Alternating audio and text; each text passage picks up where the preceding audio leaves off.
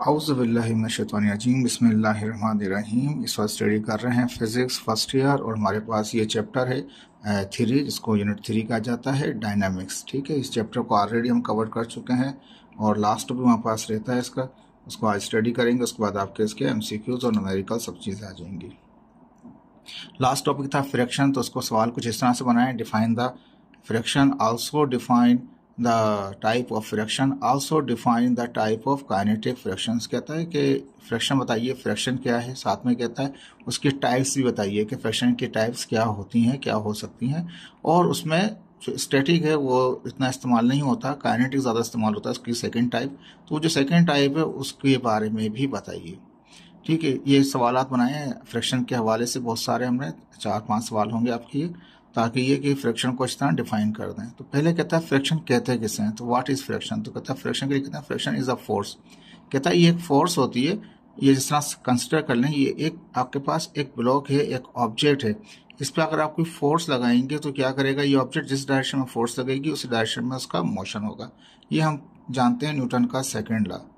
जिस डायरेक्शन में फोर्स लगाएंगे उसी डायरेक्शन में एक्सेलरेशन पैदा होगा, जनरेट होगा उसका। ठीक है, तो ये फोर्स हमने इसके ऊपर लगाई है, पुश किया है इसको, तो ये आगे की तरफ मूव कर गया। ठीक है, डायरेक्शन फोर्स इस तरफ थी, तो ये फ्रैक्शन फोर्स इसके बिल्कुल अपोजिट में होगी। एक ऑब्जेक्ट ये है और ये सरफेस है, ये फ्रैक्शन नहीं है। ये ग्रीन को कहीं समझेंगे कि ये फ्रैक्शन है। एक ऑब्जेक्ट कह सकते हैं, कोई अर्थ कह सकते हैं, यानी कि दो ऑब्जेक्ट हैं, एक ब्लॉक है और एक दूसरा ऑब्जेक्ट है। जैसे फर्स्ट कर लें, एक टेबल होती है, टेबल के ऊपर रखी हुई एक गिलास भी हो सकता है, टेबल पर रखी हुई एक किताब भी हो सकती है, टेबल पर रखी हुई कोई भी चीज़ हो सकती है हमारे पास। तो टेबल अपनी जगह पर है, हम उस जो ऑब्जेक्ट जो उसके टेबल पर रखा हुआ है उसको हम मूव करा रहे हैं। जब मूव कराएंगे तो कांटेक्ट होगा ऑब्जेक्ट का किसके साथ, उस टेबल के साथ, उस सरफेस के साथ, जहाँ पे मैंने रेड कलर दिखा रखा है आपको, जहाँ जिस पॉइंट पे ये दोनों मीट कर रहे होते हैं वहां पे जनरेट होती है फ्रैक्शन।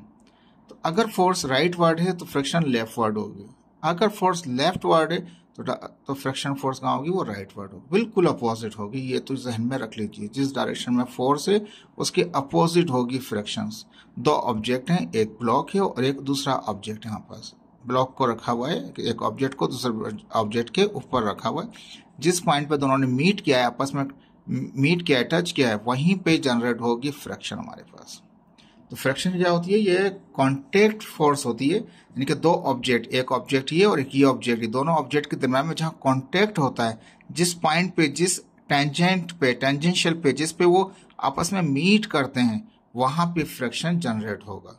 देखिए मैं दोबारा समझाता हूँ इस बात को, जरा जहन में समझने की कोशिश कीजिएगा। दो ऑब्जेक्ट हैं, एक ऑब्जेक्ट हमारे पास पर्पल नजर आ रहा है, एक हमारे पास नजर आ रहा है ग्रीन के अंदर। एक ऑब्जेक्ट को दूसरे ऑब्जेक्ट के ऊपर रखा हुआ है। अब जैसे यहाँ नजर आ रहा है आपको एक बिल्कुल क्या कहते हैं, ब्लैक, क्या कहते हैं, डार्क लाइन नजर आ रही होगी आपको पिक्चर के अंदर। ये वो पॉइंट है, या दूसरे अल्फाज में ये कह लें, देखिए यहाँ पे ये मैंने दिखाया आपको, यहाँ पे जहाँ पे ये ब्लॉक और ये आपस में टच करते हैं, जहाँ टच करते हैं वहां उसे कहते हैं पॉइंट ऑफ कॉन्टेक्ट, उसे कहते हैं पॉइंट ऑफ कॉन्टेक्ट। ये याद रख लीजिएगा, ये टर्म पॉइंट ऑफ कांटेक्ट या कांटेक्ट फोर्स फ्रैक्शन को ही कहेंगे, यानी कि जहां पे पॉइंट होगा वहीं पे ही फ्रैक्शन होगी, यानी कि जहां पे दोनों ऑब्जेक्टों ने आपस में कांटेक्ट किया है उस पॉइंट पर ही जनरेट होगी फ्रैक्शन। ठीक है, तो ये कांटेक्ट फोर्स जो होगी इन दोनों पॉइंट, दोनों ऑब्जेक्ट के दरमियान में जो कांटेक्ट पॉइंट है वहां पे जो कांटेक्ट फोर्स होगी, तो कांटेक्ट फोर्स का दूसरा नाम फ्रैक्शन है, या फ्रैक्शन का दूसरा नाम कांटेक्ट फोर्स भी कह सकते हैं। मैंने अभी इस्तेमाल नहीं की ये टर्म, ताकि ये एकदम से कंफ्यूज ना हो जाए बच्चों। ठीक है जी, तो दो ऑब्जेक्ट हैं, एक ऑब्जेक्ट ऊपर है, एक ऑब्जेक्ट नीचे है, इनके दरमियान में जहाँ कांटेक्ट हो रहा है और वहाँ जो फोर्स जनरेट होगी उसे कांटेक्ट फोर्स कहेंगे, उसको कांटेक्ट फोर्स कहें या फ्रैक्शन फोर्स कहें, बात एक ही होगी। तो कहता है fraction is a force, fraction जो खुद है वो क्या है, एक फोर्स होती है between surface of two object, दो ऑब्जेक्ट की सरफेस, यानी कि यह ऑब्जेक्ट का जो डाउन एरिया और इस ऑब्जेक्ट का अपर एरिया के दरमियान में जहां पे ये कांटेक्ट हुआ, दो ऑब्जेक्ट के दरमियान में जो फोर्स हो रही है उसे फ्रैक्शन फोर्स कह रहे हैं। When an object is at rest, जब ऑब्जेक्ट किसमें हो, रेस्ट में, ये ब्लॉक रुका हुआ है इस वक्त। ठीक है, एट रेस्ट दो केस स्टडी कर बताएगा यहाँ पे। तो पहले केस में कहता है कि व्हेन ऑब्जेक्ट इज रेस्ट, जब ऑब्जेक्ट जो है रेस्ट में है, ट्राई टू मूव, अभी वो मूव नहीं करना शुरू किया है लेकिन रेस्ट में, लेकिन ट्राई कर रहा है, ऐसा नहीं पड़ा हुआ है पड़ा ही रहेगा, ऐसा नहीं है, जब हम किसी भी ऑब्जेक्ट के ऊपर कोई बाहरी चीज होती है, जब उसे फोर्स लगाते हैं तो एकदम से नहीं मूव हो जाती, वो एकदम से मूव होकर आगे नहीं चलती, वो क्या करती है, थोड़ा टाइम लेती है। आप फोर्स ज्यादा लगाते हैं फिर वो जाके हिलता है। जैसे कि फ्रिज रखा हुआ हो कहीं हमारे पास रूम के अंदर, जब उसको हम फोर्स लगाएंगे तो क्या होगा, वो एकदम से फ्रिज अपनी जगह छोड़ के आगे नहीं जाता, तो वो उस रेस्ट में ही होता है, लेकिन वो ट्राई कर रहा होता है आगे मूव करने की, जैसे जैसे हम उस पर फोर्स लगाते जाते हैं। तो इसी तरह से यहाँ पे कहता है 2 केस स्टडी करेगा। एक केस को याद रख लीजिए, जब ऑब्जेक्ट रेस्ट में है और उसको फोर्स लगा रहे हैं लेकिन उसने मूव करना शुरू नहीं किया, लेकिन शुरू करने वाला है या शुरू करेगा। दूसरा केस कहता है और मूविंग, जब वो मूव कर रहा हो। एक केस तो वो हो गया जो रुका हुआ था, उसको आपने फोर्स लगाई, उसने मूव करना शुरू किया, वो कहलाएगा when object is at rest, और फिर ब्रैकेट में लिख दिया ट्राई टू मूव, यानी कि वो ऑब्जेक्ट जो रेस्ट में है वो ट्राई कर रहा है मूव करने की। और दूसरा केस क्या हो गया, मूविंग, ऑब्जेक्ट जो है मूव कर रहा है। एक कार जो है जब रुकी हुई होती है तो रेस्ट में होती है, जैसे वो स्टार्ट जैसे उसको एक्सेलरेट करते हैं, स्पीड देते हैं, तो वो चलना शुरू करती है, तो वो रेस्ट से स्टार्ट लेती है। तो रेस्ट से जब स्टार्ट लेगा तो पहला केस वो होगा, दूसरा केस वो होगा जब वो चल रही होगी गाड़ी, ठीक है, अक्रॉस टू ईच अदर, जब वो एक दूसरे के ऊपर हो। तो ऐसी फोर्स जब वो रेस्ट में हो और ऑब्जेक्ट ट्राई कर रहा हो मूव करने की, वो जो फोर्स होगी, जो उसको कहेंगे हम फ्रिक्शनल फोर्स कहेंगे उसको। या कोई ऑब्जेक्ट जो मूव कर रहा है, उनके दो सरफेसेस के दरमियान, अगर ये ऑब्जेक्ट रुका हुआ चल ही रहा था तो इनके और सरफेस के दरमियान में जो फ्रिक्शन जनरेट हो रही होगी उसे हम बोलेंगे फ्रिक्शनल फोर्स। क्लियर है ये बात आपको? कहता है this force is always opposing the motion. ये जो फ्रिक्शन फोर्स होती है ना, इस मोशन को वो अपोज करती है। जैसे ये फोर्स लगा, ये आगे जा रहा है तो ये इसको रोकने की कोशिश करे। फ्रिक्शन फोर्स क्या करेगी, इस ऑब्जेक्ट को मूव होने से रोकने की जो कोशिश करती है उसे कहते हैं फ्रिक्शनल फोर्स। तो दिस फोर्स यानी कि जो फ्रिक्शनल फोर्स है is always opposing the motion, ये जो मोशन हो रहा है इसको रोकने की कोशिश करती है। फ्रिक्शन फोर्स हमेशा एक्चुअल जो मोशन जो फोर्स लगा के करवा रहे थे उसको रोकने की कोशिश करती है, तो अल्फाज में क्या उसको होने से रोकती है।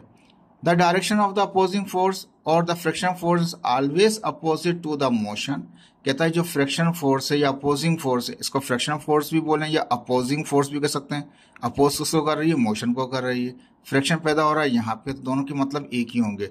ये हमेशा किसको करती है, अपोजिट डायरेक्शन में होती है। इसकी डायरेक्शन क्या होती है, इसकी the direction of opposing force और फ्रिक्शन फोर्स ऑलवेज अपोजिट। अगर मोशन यहाँ हो रहा है तो ये लेफ्टवर्ड होगा, अगर मोशन लेफ्टवर्ड हो रहा होगा तो ये राइटवर्ड हो जाएगा, बिल्कुल अपोजिट होगी।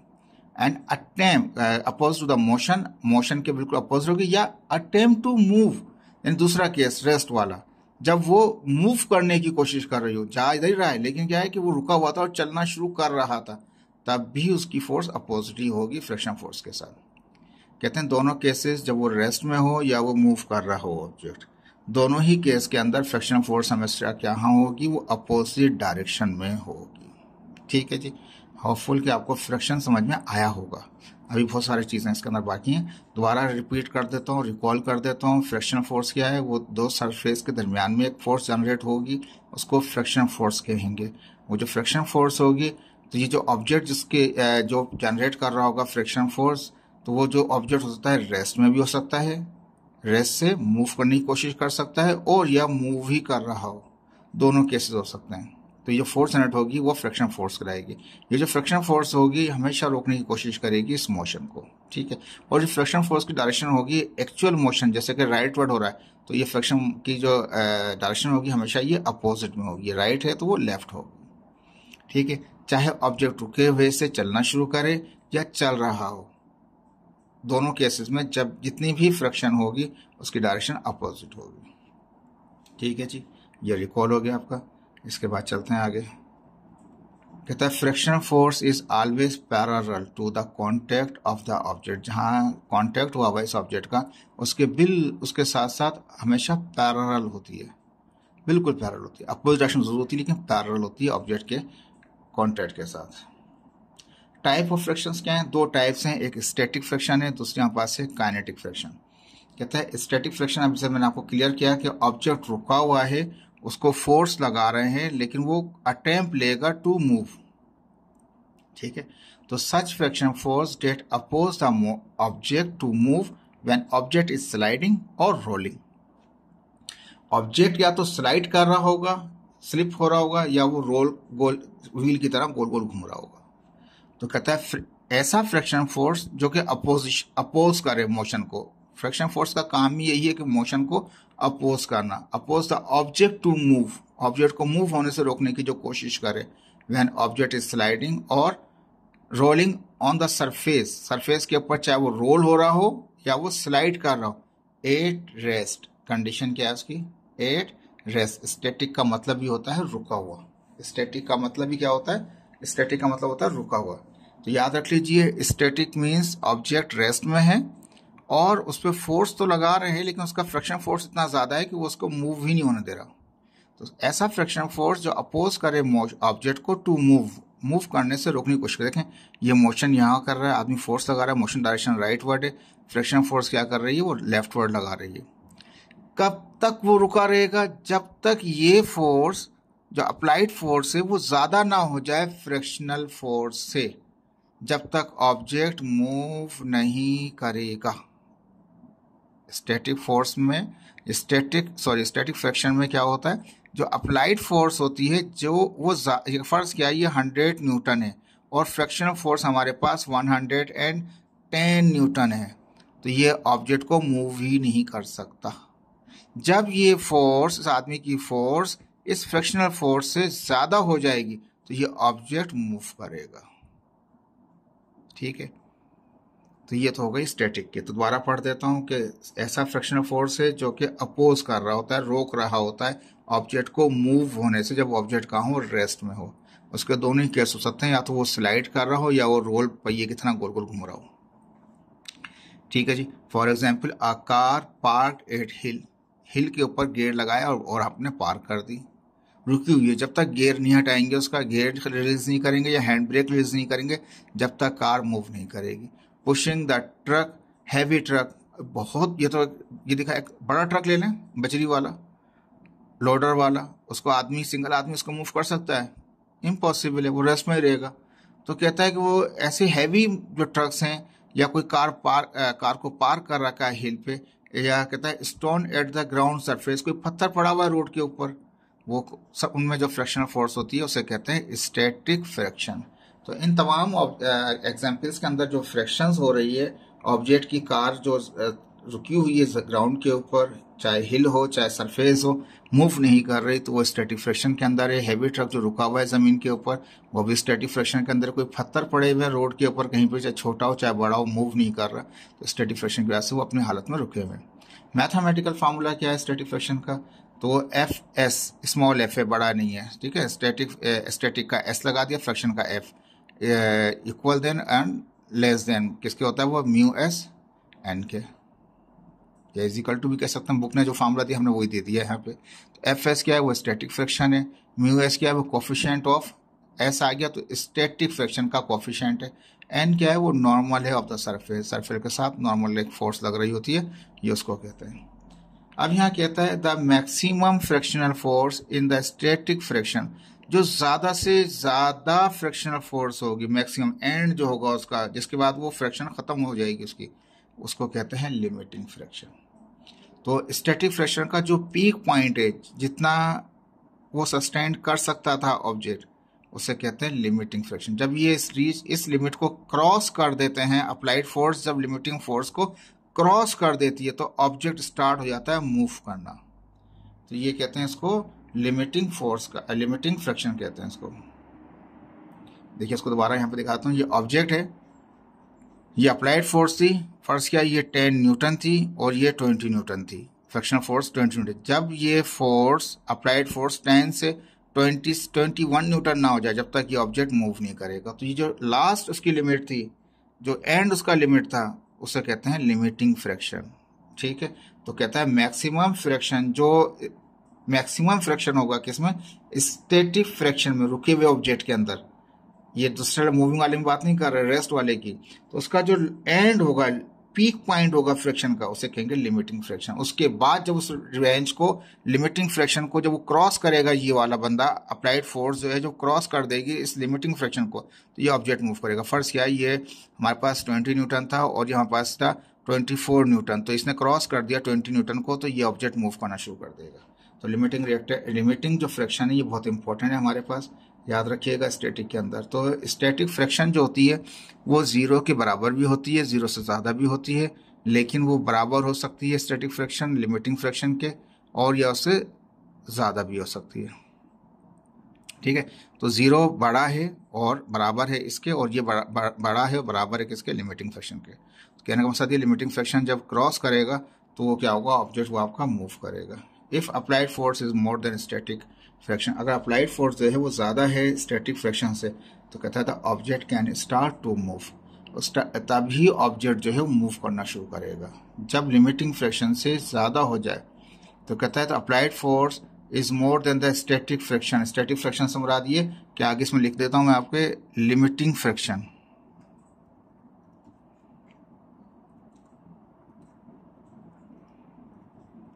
ठीक है जी, मैंने यहाँ पे लिमिटिंग फ्रैक्शन लिख दिया।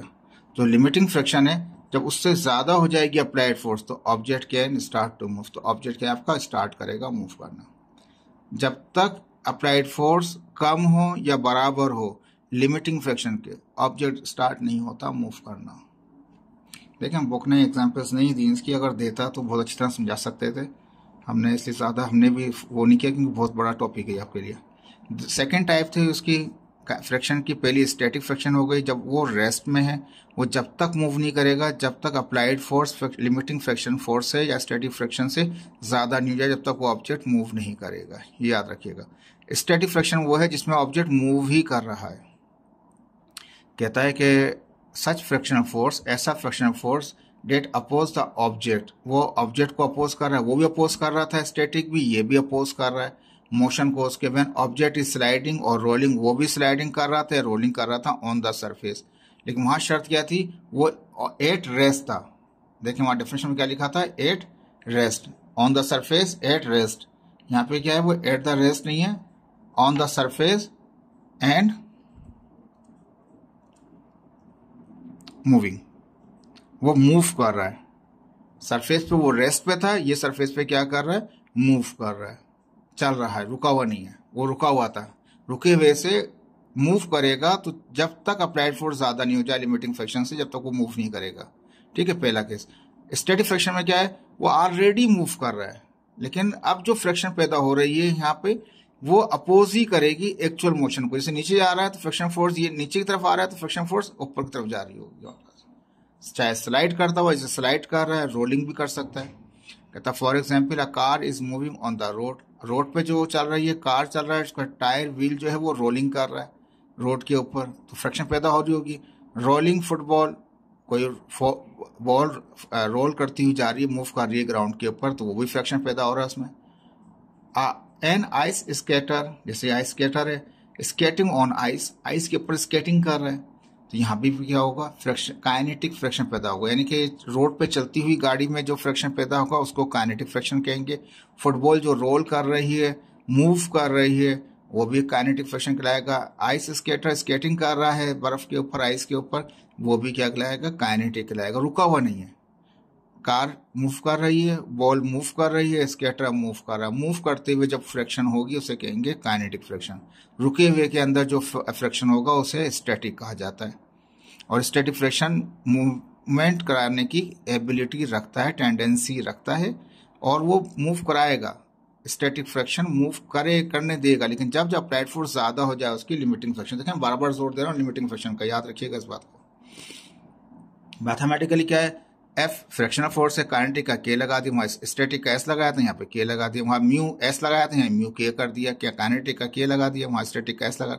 एंड नॉर्मल है, बुक ने छोटा एन दे रखा है, मैंने दोनों जगह छोटा एन दे रखा है, बड़ा एन भी रख सकते हैं। ठीक है, तो एफ के क्या है, काइनेटिक फ्रैक्शन है हमारे पास, म्यू के क्या है, कोफिशिएंट है काइनेटिक फ्रैक्शन का, एन क्या नॉर्मल है ऑफ द सरफेस, ये नॉर्मल सरफेस को भी आगे समझाएंगे आपको। टाइप ऑफ काइनेटिक फ्रैक्शंस, तो टाइप ऑफ काइनेटिक फ्रैक्शन, जैसे पहले कहा था कि फ्रैक्शन बताइए, फिर कहा कि टाइप ऑफ फ्रैक्शन बताइए, इसमें स्टैटिक कहा और काइनेटिक कहा, फिर उसने कहा कि काइनेटिक की टाइप बताइए, कि स्टैटिक में तो है ही नहीं, काइनेटिक के अंदर टाइप है, एक रोलिंग फ्रैक्शन है इसका, और एक हाँ एक रोलिंग है और एक कौन सा है, स्लाइडिंग है। अब पहले स्लाइडिंग देख लीजिए, कहता है स्लाइडिंग फ्रैक्शन क्या है, such type of fraction when one object is sliding over the other object, एक ऑब्जेक्ट दूसरे ऑब्जेक्ट के ऊपर स्लाइड कर रहा है, एक इंक्लाइंड बना हुआ है। For example such friction when a child is sliding down slide of the park. बच्चे पार्क में जाते हैं और स्लाइड कर रहे होते हैं स्लोप के ऊपर से, ठीक है, तो वो भी जो फ्रैक्शन पैदा हो रही है वहाँ बच्चों की और उसके स्लाइड के साथ, वो कहलाएगा sliding friction. Ice skater is skating on the ice, वो पिक्चर में दिखा रखा था, आइस स्केटर जो मूव कर रहा था वो स्लाइड ही कर रहा था। तो स्लाइड में क्या होगा, टिल्ड होगा और वो मूव कर रहा होगा, टॉप टू बॉटम मूव कर रहा होगा, ठीक है। रोलिंग क्या होगा, वो सरफेस पे होगा, ये इंक्लाइन पे होता है, स्लाइडिंग जो होता है वो इंक्लाइन पे होता है, ठीक है, और रोलिंग होता है सरफेस पे होगा। तो सच फ्रैक्शन, वो भी फ्रैक्शन है, ये भी फ्रैक्शन है। तो कहता है रोलिंग फ्रैक्शन क्या है, तो such friction when object is rolling over the other, यहाँ पे एक ऑब्जेक्ट दूसरे ऑब्जेक्ट के ऊपर रोल कर रहा है, उसके ऊपर क्या था, वो स्लाइड कर रहा था, ठीक है, नेम से भी इंडिकेट हो रहा है। Such friction when wheel of vehicle rolling on the road, जो रोड के ऊपर व्हील रोलिंग कर रहे होते हैं, या ball bearing on the shaft in the shaft on the shaft के ऊपर जो लगे हुए होते हैं, ऑन द शाफ्ट के ऊपर जो लगे होते हैं बॉल बेरिंग, वो भी क्या होते हैं, रोलिंग फ्रैक्शन कर पैदा कर रहे होते हैं, ठीक है। ये आपके पास पहला सवाल था इसका, जिसमें इसने पूछा था हमसे कि फ्रैक्शन क्या है, और फिर कहा कि फ्रैक्शन के अंदर टाइप्स कौन कौन सी हैं, ठीक है, और काइनेटिक की टाइप बता दी हमने, ठीक है। इसके बाद हमारे पास आ गया क्वेश्चन नंबर 2 आ गया इसका फ्रैक्शन के अंदर ही, explain the law of friction, friction का लॉ बताइए। तो आज का लेक्चर थोड़ा बड़ा है आपका, याद रखिएगा इसको, फ्रैक्शन पूरा कंप्लीट कर देंगे एक ही लेक्चर के अंदर। तो कहता है कि explain the law of friction, fraction के लॉ कौन से। तो बुक ने 7 लॉ दिखा रखे थे, लेकिन ना उसने डिटेल नहीं बताई थी, मैंने थोड़ा डिटेल में बता दी है। There are following laws of friction which are as under, ठीक है। अगर बुक में शॉर्ट क्वेश्चन होता है तो इतना लंबा नहीं लिख सकते, तो छोटे छोटे पॉइंट करके भी लिख सकते हैं।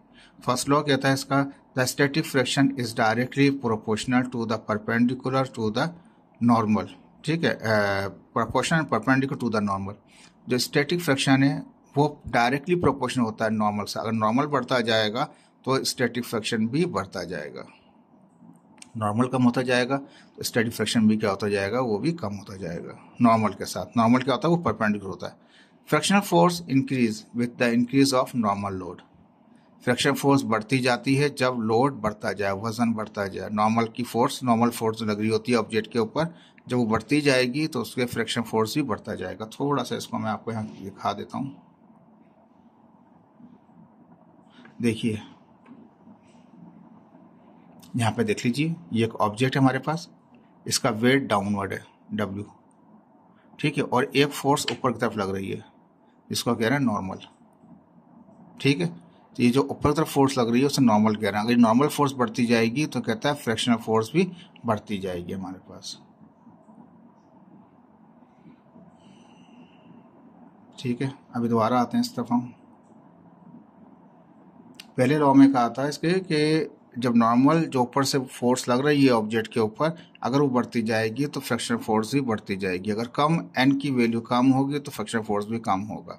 फ्रैक्शनल फोर्स इंक्रीज हो जाता है जब इंक्रीज करते हैं नॉर्मल लोड को, जब वजन को बढ़ाते चले जाते हैं ऊपर से तो क्या होता जाता है, वो फ्रैक्शनल फोर्स बढ़ती जाती है। अगर 1 kg रखा हुआ था तो फ्रैक्शन कम होगी, अगर 10 kg रखा हुआ तो फ्रैक्शन ज़्यादा हो जाएगी। जैसे जैसे आप लोड बढ़ाते जाएंगे ऐसे ऐसे फ्रैक्शन फोर्स ही बढ़ती जाएगी। तो limiting force is the actually the static friction at maximum value. जो लिमिटिंग फोर्स होती है वो स्टैटिक फ्रैक्शन होती है, लेकिन उसकी मैक्सिमम वैल्यू होती है। तो लिमिटिंग मैंने आपको बताया था, लिमिटिंग फ्रैक्शन कहा था आपको, लिमिटिंग फोर्स कह रहे हैं उसको, लिमिटिंग फोर्स कह लें या लिमिटिंग फ्रैक्शन कह लें, आप फ्रैक्शनल फोर्स कह लें। वो क्या होता है, वो स्टैटिक फ्रैक्शन होती है, लेकिन कब, जब उसकी वैल्यू मैक्सिमम हो जाए। पहले ने बताया था उसके बाद ही स्टैटिक से ऑब्जेक्ट क्या करता है, मूव करता है। अगर जब वो अप्लाइड फोर्स से ज़्यादा हो जाएगी, लिमिटिंग फ्रैक्शन फोर्स से ज़्यादा हो जाएगी, तभी वो ऑब्जेक्ट मूव करेगा, नहीं तो वो ऑब्जेक्ट रेस्ट में ही रहेगा। तो पहला पॉइंट कहता है कि n की वैल्यू बढ़ाने से fractional force, static fractional force बढ़ जाती है। सेकंड पॉइंट में कहता है fractional force depend upon the nature and material of the two surface in contact and there state of roughness.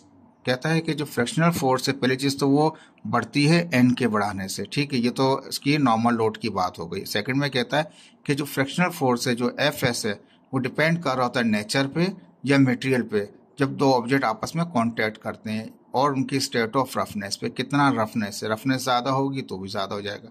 उसी फार्मूले को दोबारा देखा है कि F S is proportional to N, proportional हटेगा तो क्या होगा, म्यू एस आ जाएगा, क्योंकि स्टैटिक फोर्स है तो ये एस में आ जाएगा हमारे पास। काइनेटिक होता तो के म्यू के आ जाता हमारे पास, एन अपनी जगह पर। अगर म्यू एस मालूम करना होगा तो एन यहाँ मल्टीप्लाई करें, एन जाकर डिवाइड कर देगा। तो यहाँ पास फाइनल इस तरह से निकल के आया कि स्टैटिक फ्रिक्शन को डिवाइड करें नॉर्मल लोड से तो वो आ जाएगा हमारे पास कोफिशिएंट ऑफ स्टैटिक फ्रिक्शन आ जाएगा।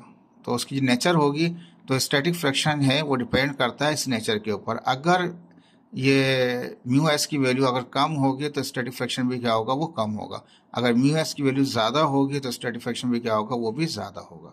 जितनी ज़्यादा रफनेस होगी इतना ही ज़्यादा फ्रिक्शनल फोर्स होगी, जितना ही कम रफनेस होगी इतनी ही कम क्या होगी, फ्रिक्शनल फोर्स होगी। जैसे कैरम होता है, कैरम पे पाउडर डाल देते हैं तो क्या होता है, वो स्लाइड करते हैं जैसे भी उसको, तो क्या होता है वो आराम से स्ट्राइकर आराम से मूव कर रहा होता है उसके ऊपर, क्योंकि फ्रिक्शन कम कर देते हैं। तो फ्रिक्शन अगर स्टैटिक कोफिशिएंट स्टैटिक फ्रिक्शन अगर कम होगा तो फ्रिक्शन फोर्स भी क्या होगा आपका, वो कम हो जाएगा। Coefficient of static friction depend, जो स्टैटिक फ्रिक्शन का जो कोफिशिएंट वो डिपेंड करता है नेचर पे, मटेरियल पे, ऑफ सरफेस के, इन कांटेक्ट विच वेरीज। ये जो होता है ये वेरी कर रहा होता है, प्रॉपर्टी होता है मटेरियल की प्रॉपर्टी किस तरह से, दोनों सरफेस की मटेरियल की प्रॉपर्टी किस तरह से, रफनेस कितनी है या स्मूथनेस कितनी है ऑफ द कॉन्टैक्ट ऑफ, जिस सरफेस आप उसमें कॉन्टैक्ट किए हैं उनमें कितनी रफनेस है या कितनी उसमें क्या है स्मूथनेस है, तो उस पर भी डिपेंड कर रहा होता है वो। ड्राईनेस, कितना वो ड्राई है, कितना वेट है, कितना गिला। से अक्सर स्लिपी हो जाता है, जैसे टाइल वगैरह के पानी गिरा हुआ, देर नहीं लगती बंदा एकदम से गिर जाता है क्योंकि वो स्लिप कर जाता है, कोई फ्रिक्शन ही नहीं होती। ड्राईनेस कितनी है या वेटनेस कितनी है किसकी, कॉन्टैक्ट सरफेस की। ठीक है जी। तो ये था सेकंड लॉ उसका, जिसमें कहा था कि फ्रिक्शन फोर्स डिपेंड करती है सब्सटेंस के, जो सब्सटेंस के नेचर ऑफ द मटेरियल के ऊपर। तो नेचर, जो मटेरियल का जो नेचर है उसके ऊपर डिपेंड करती है उसकी मटेरियल की प्रॉपर्टी किस तरह से, उसमें कितनी रफनेस है, कितनी सॉफ्टनेस है, स्मूथनेस है, कितना वो ड्राईनेस है, कितना ड्राई है, कितना वेट है। ठीक है जी। सेकंड पार्ट, सेकंड लॉ के बाद आ गया third law, the frictional force is independent of the area contact. कहता है कि फ्रिक्शनल फोर्स जो है वो एरिया, जैसे कि ये वर्टिकल रखा हुआ था, ठीक है ना, वर्टिकल रखा हुआ था, इसको हॉरिजॉन्टल रख दिया हमने, तो कहता है इसमें इतना फर्क नहीं पड़ेगा, तो इंडिपेंडेंट हो जाता है एरिया कॉन्टैक्ट। जैसे ये एरिया है, इसके जैसे ये एरिया थोड़ा था, ये एरिया ज़्यादा हो गया, तो एरिया के ऊपर से इंडिपेंडेंट होता है, एरिया के ज़्यादा होने से कोई फ्रिक्शन फोर्स नहीं बढ़ जाती। कहता है तो ये तभी हो सकता है जब थोड़ा बहुत एरिया में फ़र्क हो। अगर हम क्या करें, देखें ये एरिया कॉन्ट्रैक्ट इतना बड़ा था और अब उल्टा कर दिया इसको हमने, अब एरिया कॉन्ट्रैक्ट छोटा हो गया। तो याद रखिए, पहले फ्रिक्शन फोर्स होती बहुत ज़्यादा लग रही थी, लेकिन अब फ्रिक्शन फोर्स जो है वो कम लगेगी आपकी। तो यहाँ पे ये एप्लीकेबल नहीं होगा। तो स्मॉल एरिया चेंज होगा तो उसमें तो एप्लीकेबल हो जाएगा कि उसके चेंज होने से एरिया से कोई फर्क नहीं पड़ेगा। लेकिन अगर ज़्यादा एरिया चेंज कर दिया, कॉन्टैक्ट एरिया, देखिए कॉन्टैक्ट एरिया यहाँ से यहाँ तक है, दोबारा दिखाते हैं आपको। देखिए यहाँ से लेके यहाँ तक का जो एरिया है वो कॉन्टैक्ट के अंदर है, अब यहाँ पे सिर्फ इतना सा एरिया इन कॉन्टैक्ट है, तो बहुत बड़ा फर्क आ गया एरिया कॉन्टैक्ट में। अगर बहुत बड़ा फर्क हो जाए एरिया कॉन्टैक्ट में तो फिर एरिया जो है वो इफेक्ट करेगा फ्रिक्शन के ऊपर। लेकिन अगर एरिया जैसे कि यहाँ दिखाया और थोड़ा सा फर्क ज़्यादा दिखाया, अगर थोड़ा ज़्यादा फर्क हो, हल्का सा फर्क होगा, तो एरिया कोई इफेक्ट नहीं करेगा फ्रिक्शनल फोर्स पे। तो कहता है frictional force is independent of the area contact. Area contact के ऊपर जो फ्रिक्शनल फोर्स है, यानी कि एरिया का कोई रोल नहीं होता फ्रिक्शनल फोर्स के ऊपर। If there is small change, मैंने लिखा the assumption is a fairly good one in this case, different orientation के ओरिएंटेशन, यानी कि ऐसे रखा हुआ था अब ऐसे रख दिया इसको, ऑफ द बॉक्स और create made of a uniform material. तो इसमें तो कोई फर्क नहीं पड़ेगा। लेकिन अगर हम एरिया को, ये ला यहाँ पे एप्लीकेबल नहीं होगा थर्ड वाला, क्योंकि यहाँ पे एरिया कॉन्टैक्ट बहुत ज़्यादा था पहले और अब एरिया कॉन्टैक्ट कम हो गया। By changing the orientation of the object, अगर ऑब्जेक्ट की ओरिएंटेशन, उसका शेप को रखने का तरीका चेंज कर दिया, कहता है object does not change the frictional force. तो ऑब्जेक्ट के अंदर फ्रिक्शनल फोर्स चेंज नहीं होगी in the case of small change of orientation. अगर ओरिएंटेशन में हल्का सा आपने चेंजिंग की है एरिया कॉन्टैक्ट के हवाले से, तब तो कोई फर्क नहीं पड़ेगा। लेकिन अगर एरिया कॉन्टैक्ट एरिया में बहुत बड़ा फर्क आ जाए तो ये ला फिर एप्लीकेबल नहीं होगा।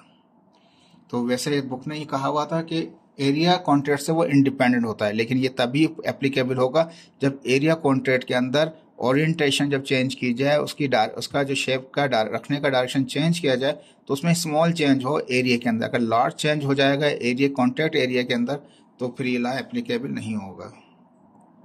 फोर्थ लॉ कहता है the kinetic energy is independent, कहता है kinetic friction is independent of the relative velocities. कहता है वेलोसिटीज का कोई रोल नहीं है सरफेस के साथ। अब काइनेटिक फ्रिक्शन में सर ऑब्जेक्ट मूव कर रहा है, रुका हुआ नहीं है। स्टैटिक में तो रुका हुआ था, काइनेटिक फ्रिक्शन में तो ऑब्जेक्ट मूव कर रहा है। जब ऑब्जेक्ट मूव कर रहा है तो कहता है उसका कोई रोल नहीं है उसके फार्मूले के अंदर वेलोसिटी का। तो कहता है कि काइनेटिक फ्रिक्शन जो है वो इंडिपेंडेंट हो जाता है वेलोसिटीज के रिलेशन के साथ सरफेस के। There is no effect from velocities of the surface of the object. जो ऑब्जेक्ट की वेलोसिटीज हैं उससे कोई फर्क नहीं पड़ता उनकी फ्रिक्शन के ऊपर। फिफ्थ में कहता है the coefficient of static friction is more than the coefficient of the kinetic friction. कहता है स्टैटिक फ्रिक्शन का जो कोफिशिएंट है वो हमेशा ज़्यादा होता है काइनेटिक। यानी दोस्तों ये बोल लीजिए स्टैटिक फ्रिक्शन की जो फ्रिक्शन होती है वो ज़्यादा होगी आपकी किसके मुकाबले में, काइनेटिक फ्रिक्शन के मुकाबले में।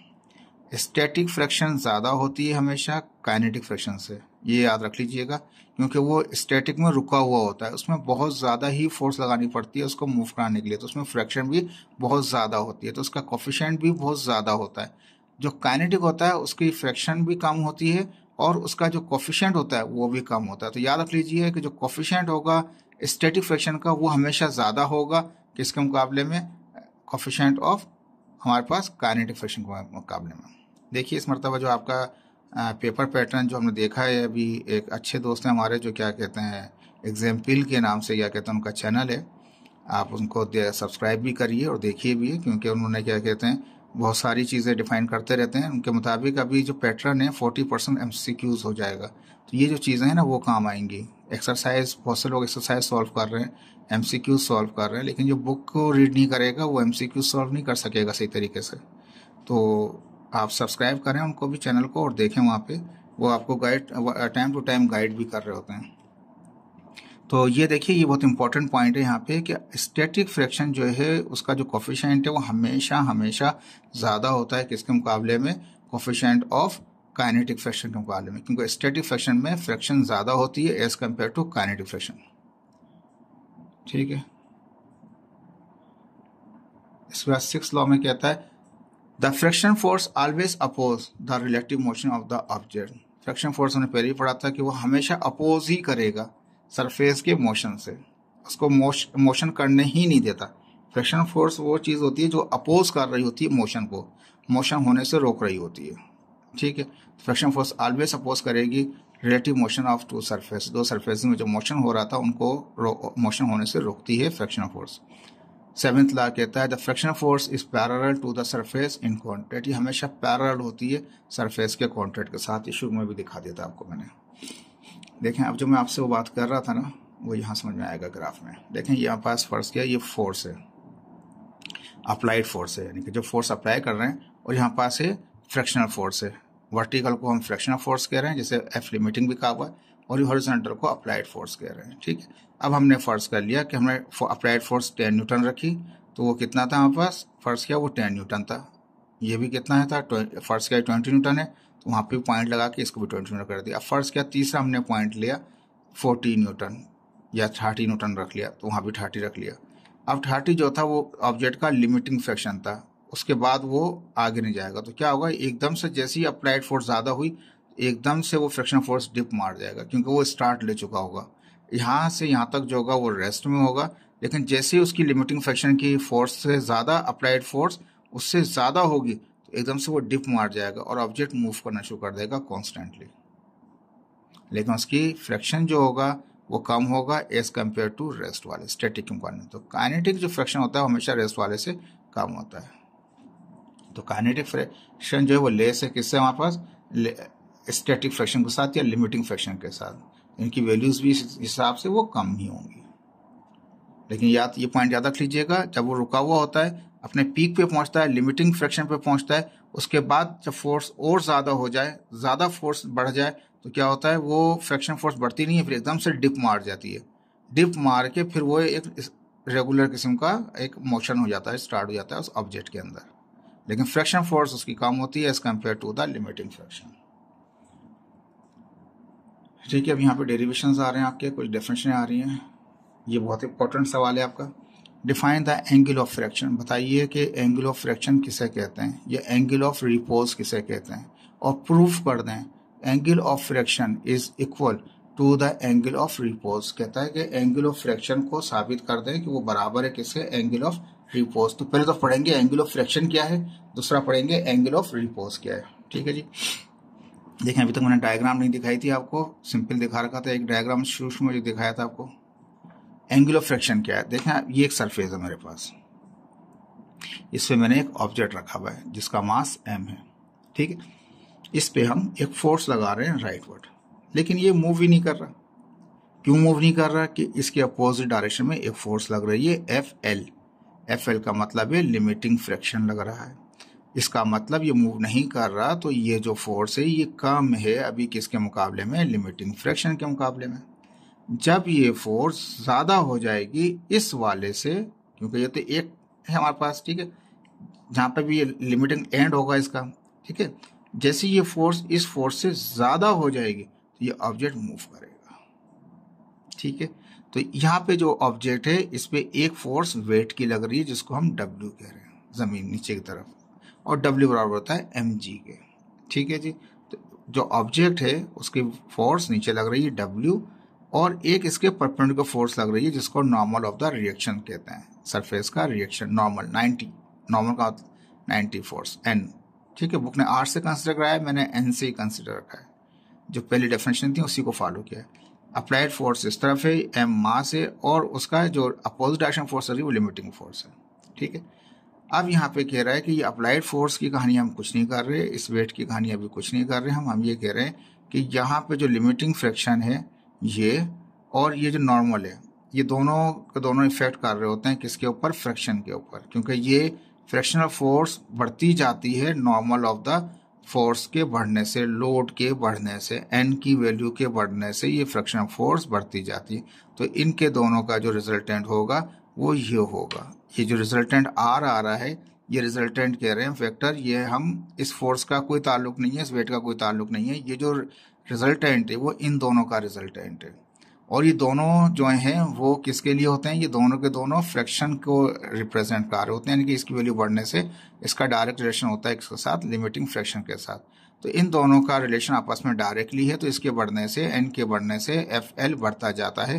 तो फ्रैक्शन का जो रिजल्टेंट होगा, किसका, फ्रैक्शन का जो रिजल्टेंट होगा वो R है हमारे पास, फोर्स का नहीं रिजल्टेंट, वेट का रिजल्टेंट नहीं बात कर रहे हम, फ्रैक्शनल फोर्स का रिजल्टेंट की बात कर रहे हैं।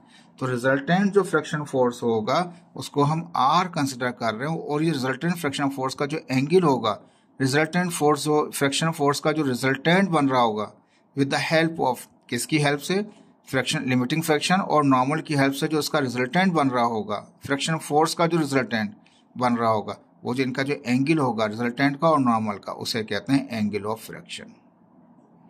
ये एंगल ऑफ फ्रैक्शन का ताल्लुक फ्रैक्शन से है, अप्लाइड फोर्स से नहीं है। अप्लाइड फोर्स अलग फोर्स है, वेट एक अलग फोर्स है, इन अप्लाइड फोर्स का कोई ताल्लुक नहीं आ रहा अभी, वेट का भी कोई ताल्लुक नहीं आ रहा, ऑब्जेक्ट सरफेस के ऊपर ऐसे ही रखा हुआ है। तो फ्रैक्शन फोर्स का हम सारी स्टडी जो कर रहे हैं, फोर्स की, अप्लाइड फोर्स पे, एक्सटर्नल फोर्स की बात नहीं कर रहे, हम जो स्टडी कर रहे हैं वो फ्रैक्शनल फोर्स के ऊपर स्टडी कर रहे हैं। तो फ्रैक्शनल फोर्स का जो रिजल्टेंट होगा वो R होगा, वो यहाँ नहीं बनेगा, वो उस तरह बन रहा होगा रिजल्टेंट। अप्लाइड फोर्स इधर है तो उसके अपोजिट डायरेक्शन में ही फ्रैक्शनल फोर्स होती है, तो उसका रिजल्टेंट भी उसकी अपोजिट डायरेक्शन में ही होगा। फ्रैक्शनल फोर्स का रिजल्टेंट ये R बन रहा है हमारे पास, उसका जो एंगल है नॉर्मल के साथ उसे कहते हैं एंगल ऑफ फ्रैक्शन।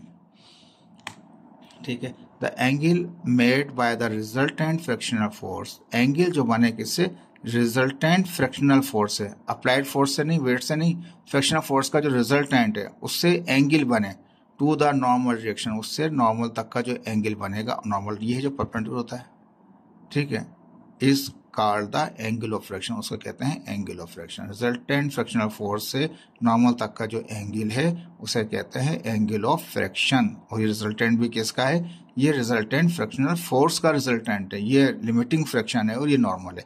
ये तीन चीज़ों का रोल है इस एंगल के अंदर, कोई रोल नहीं है इस अप्लाइड फोर्स का, कोई रोल नहीं है यहाँ पे हमारे पास वेट का, याद रख लीजिएगा इसको। Consider object of mass m, उसका मास m है, is pulling to the right, right की तरफ खींच रहे हैं विथ फोर्स F से, and its limiting friction is FL, F limiting लिखा हमने, इज ऑन द लेफ्ट, वो लेफ्ट साइड पर है। Block has normal reaction force, block का जो नॉर्मल रिएक्शन फोर्स है वो N है। Then the resultant frictional force is R, जो रिजल्टेंट बना नॉर्मल का और इससे रिजल्टिंग फ्रैक्शन का जो नॉर्मल इसका रिजल्टेंट बना एंड लिमिटिंग फ्रैक्शन से और नॉर्मल से जो उसका रिजल्टेंट बना वो रिजल्टेंट फोर्स R है, ठीक है। The angle between the fractional force, resultant frictional force यानी कि R से and the normal reaction N से इज अल्फा, हमने कहा वो अल्फा है, एज शोन अंडर, नजर आ रहा है आपको। कहता है नाउ अब हम रिजॉल्व कर देंगे। अब यहाँ पे हमने कंसिडर कर लिया कि ये A पॉइंट है, ये B पॉइंट है और ये C पॉइंट है। हम इस पूरे ट्रायंगल को हम ले लेंगे। अब दूसरी चीज देख लीजिए, ये जितना यहाँ से यहाँ तक का फासला था FL था, तो वहां से C से B तक का फासला भी होगा, पैरेलल है दोनों आपस में, दोनों पैरेलल है। जितना यहाँ से O से लेके यहाँ तक का फासला है FL, C से B तक का भी इतना ही होगा। तो ये FL यहाँ लिखूँ वहां लिखूँ बात है। ये यहाँ से आता का C से A तक का N है, A से B तक का R है, हमारे पास एंगल अल्फा है। इस पूरी पिक्चर को, ट्रायंगल को मैंने यहाँ रख दिया। कहता now resolving the component of resultant frictional force, resultant frictional force जो A से B की तरफ जा रहा था, A से B की तरफ वो R था, एंगल रिजल्टेंट और नॉर्मल के दरमियान में अल्फा था, अल्फा है, और ये C से यहाँ तक का जो फासला है वो F लिमिटिंग था, तो वो F लिमिटिंग आ गया हमारे पास।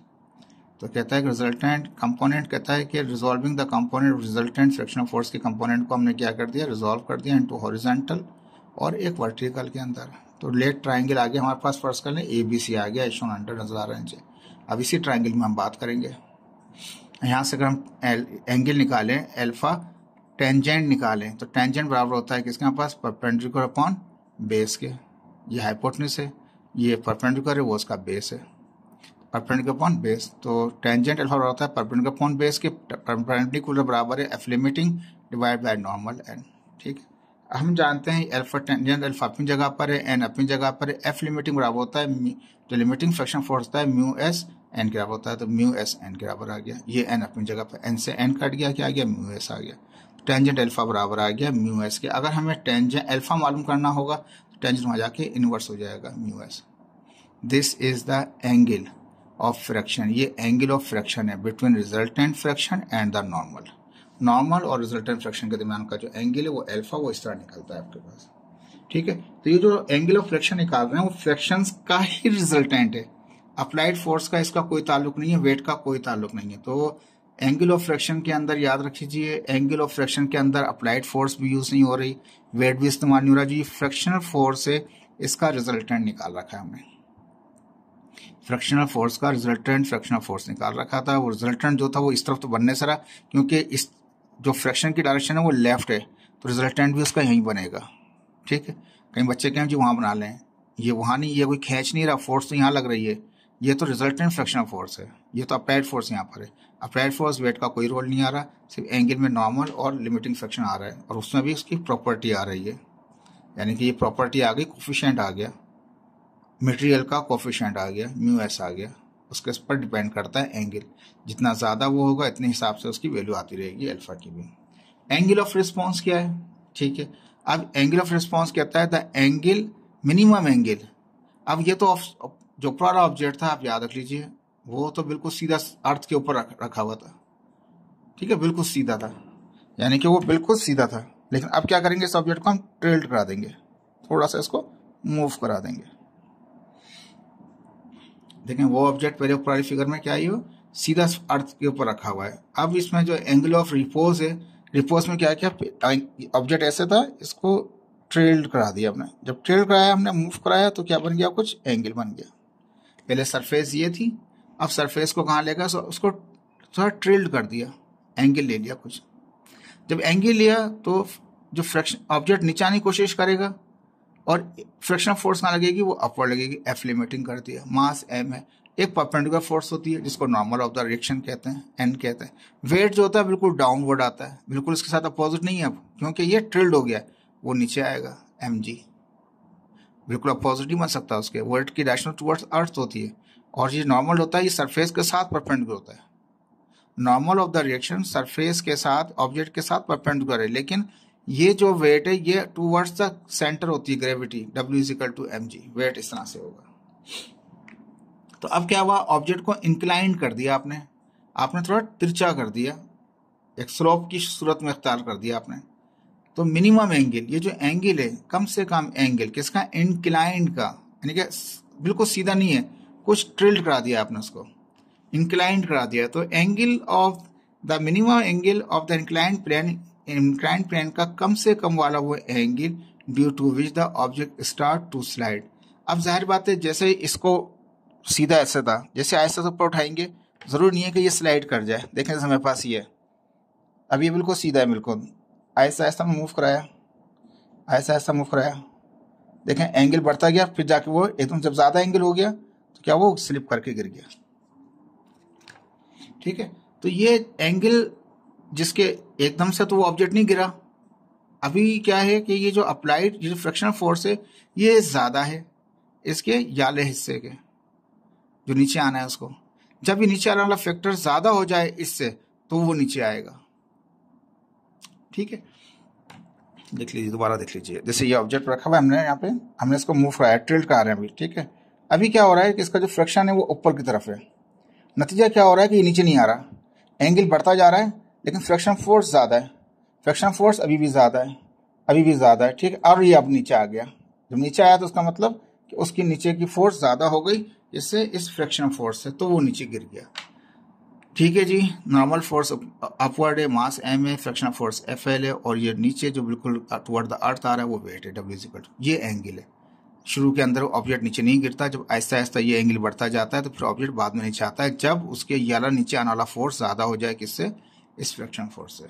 तो कहता है the minimum angle of the inclined, जो कम से कम एंगल है इंक्लाइंड का, जो इंक्लाइंड बना रखा है, due to which the object start to slide, इस एंगल की वजह से ये ऑब्जेक्ट स्लाइड करना शुरू करता है। शुरू में तो नहीं आता ऑब्जेक्ट, जब एक ज्यादा चले जाते हैं तब वो ऑब्जेक्ट नीचे गिरता है। तो the object start to slide down, नीचे आता है, the plane is called angle of repose, sorry इसको कहते हैं एंगल ऑफ रिपोज कहते हैं। Consider a block of mass m, एक ब्लॉक जिसका मास m है, resting on the plane, plane के ऊपर रेस्ट कर रहा, रुका हुआ है, चल नहीं रहा अभी, जब वो ज्यादा हो जाएगा तो वो स्लाइड करेगा। The normal of the reaction of the surface भी n, जो नॉर्मल ऑफ द रिएक्शन है वो क्या है, वो n है हमारे पास, which is perpendicular to the plane, वो इस प्लेन के साथ क्या परपेंडिकुलर है। द लिमिटिंग फ्रिक्शन फोर्स वो FL है हमारे पास, F लिमिटिंग लिखा हुआ है यहाँ पे।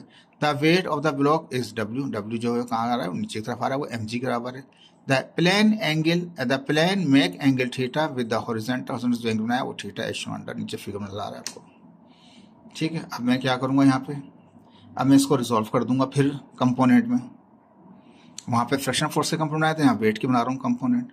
अब ये जो ये नीचे आ रहा था ये तो n पहले से आपको मिला हुआ है, थीटा पहले से मिला हुआ है आपको, फ्रिक्शनल फोर्स पहले से मिली हुई है, FL आपको मैंने L लिखना भूल गया, यहाँ पे L लिख लीजिएगा आप, m अपनी जगह पर है। अब वेट तो नीचे आ रहा था, वेट के दो कंपोनेंट कर दिए, एक इसका वर्टिकल कर दिया, एक इसका एला हॉरिजॉन्टल कर दिया, बिल्कुल इसके साथ हो गया। अभी क्या हो गया, ये इसके साथ इस तरह से हो गया, तो ये एक हो जाएगा mg cos थीटा, ये हो जाएगा mg sin थीटा, ये भी एंगल थीटा है, ये भी एंगल थीटा है, दोनों ही एंगल सेम है। ठीक है जी, अब अगर फोर्स से देखें तो यहाँ पे फ्रिक्शनल फोर्स जो n है, n के बैलेंस में जो फोर्स है mg cos, दोनों अपोजिट है। इस तरह जो F है, ये F बराबर है mg sin थीटा के। अब फिगर 2 के मुताबिक हमने क्या कहा कि जो F है वो बराबर है mg sin थीटा के, तो F माइनस, दोनों अपोजिट डायरेक्शन में, तो माइनस यहाँ लगाए वहाँ लगाए, बात आपके एक आपके ऊपर डिपेंड करता है, उसको माइनस कर दिया, तो mg sin थीटा, n बराबर है किसके, mg cos थीटा के, दोनों अपोजिट में माइनस आ गया, डिवाइड कर दें इक्वेशन a को b से, a को b से डिवाइड कर दिया, ये राइट साइड को भी a को b से डिवाइड कर दिया मैंने, f है, माइनस f को डिवाइड कर दिया किससे, माइनस n से, माइनस से माइनस कट जाएगा, mg से mg कट जाएंगे, वहाँ sine theta upon cos theta है, तो sine theta upon cos theta, sine theta upon cos theta होता है टेंजेंट थीटा हो जाता है, यहाँ क्या बचेगा, माइनस माइनस कट गया, f अपॉन n आ गया। और हम जानते हैं टेंजेंट थीटा बराबर है किसके, ये n अपनी जगह पर, ये f बराबर है म्यू एस, n के बराबर होता है, n से n कट जाएगा, म्यू एस आ जाएगा, पहले भी म्यू एस आया था अल्फा में, यहाँ पे टेंजेंट में भी आ गया, तो कहता है कि टेंजेंट थीटा बराबर गया म्यू एस के। अब म्यू एस और काइनेटिक जो है उसको हमने इस बुक में फर्स्ट ईयर लेवल के अंदर इक्वली कंसिडर किया हुआ है, लेकिन ये इक्वल होते नहीं है, ये मैंने पहले ही बता चुका हूँ आपको। तो उसको कंसिडर कर दिया म्यू के। जब म्यू के बराबर कर देंगे तो टेंजेंट थीटा भी म्यू के बराबर आ गया। म्यू क्या है? कोफिशिएंट ऑफ फ्रैक्शन है। और जो टेंजेंट एल्फा है वो भी म्यू के बराबर है, दोनों ही टेंजेंट बराबर हैं आपस में। तो where alpha is the angle of friction, alpha जो था वो एंगल ऑफ फ्रैक्शन था हमारे पास, और ए एंगल और थीटा जो हमारे पास क्या है? एंगल ऑफ रिस्पॉन्स है। Both are equal to each other, दोनों के दोनों बराबर हो गए एक दूसरे के साथ। ठीक है जी, होपफुल आपको समझ में आया होगा। ये कुछ चीज़ होता आप पूछ सकते हैं। Thank you so much.